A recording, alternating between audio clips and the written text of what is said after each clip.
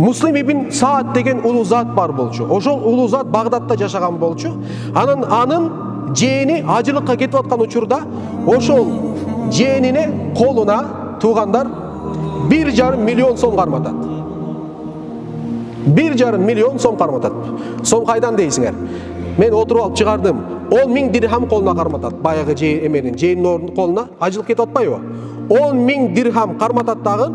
Азыркы акча менен 1,5 миллион сом 22 миң доллар болуп эсептелет. Азыркы акча менен. Айтат, Мадинага барасың, эң кеде үй бүлөгө ошону бересиң дейт. Акы кандай кетет? Акы жакындан алыска кетет. Туура эмеспи? Жакындан алыска.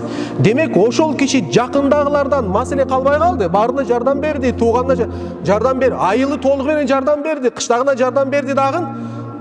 Анан ниет кылып туруп, алыска дагы илишип калайын, ошол соопка дагы жетип калайын деп, алыска дагы канча 1,5 миллион сом жөнөтүп атат.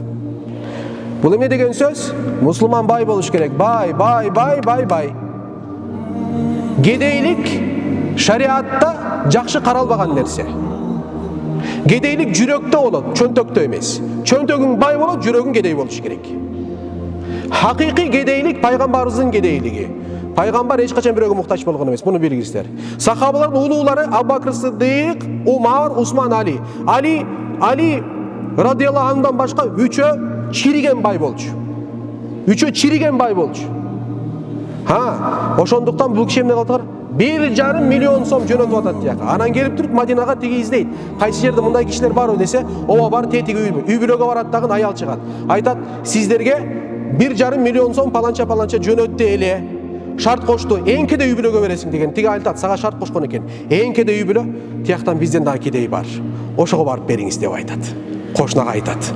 Тиги үйгө барганда тиги аял чыгат дагы айтат, 1,5 миллион сом келди. Сизге берейин десе, айтат, экөөбүздүн абалыбыз бир. Ошон үчүн бул акчаны экөөбүздүн ортосунда чечип койсоңуздар жакшы болот дейт.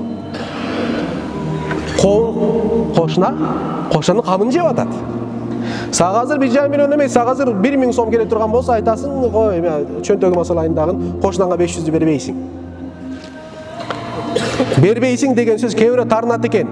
Менин баягы стилимден, менин стил сен дегенде сен эмес. Бул бир стил.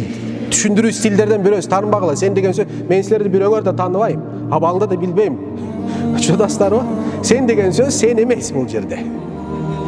Киши, ошол абалда болгон киши деген маанисинде. Ошон үчүн айткан сөздөргө тарынбагыла.